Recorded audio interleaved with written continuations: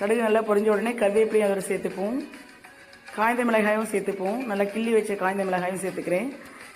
இந்த பச்சடிக்கு பச்சை மிளகாய் வேணாலும் சேர்த்துக்கலாம். நான் காஞ்ச மிளகாய் மட்டும் யூஸ் பண்ணுறேன். ஸோ நல்லா பொரிஞ்சு வரட்டும். வேப்பம்பூவும் இதோட சேர்த்து நல்லா வதக்கிடலாம். ஸோ அப்போ கசப்பு தெரியாது. ஸோ இந்த மாதிரி வதக்கிட்டு நம்ம பச்சடியோட சேர்த்து கொடுத்தோம்னா குழந்தைங்க இந்த வேப்பம்பூவை அந்த ஸ்வீட்னஸோடு சாப்பிட்ருவாங்க. ஸோ எல்லா பெனிஃபிட்ஸும் அவங்களுக்கு கிடைச்சிடும், இந்த வேப்பம்பூவோட பெனிஃபிட்ஸ் ஃபுல்லாக.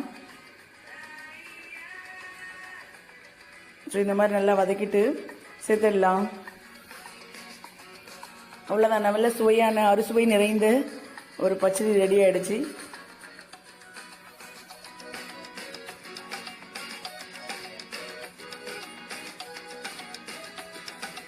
லைட்டாக கலரிட்டு சர்வ் பண்ணிடலாம். இந்த ரெசிபி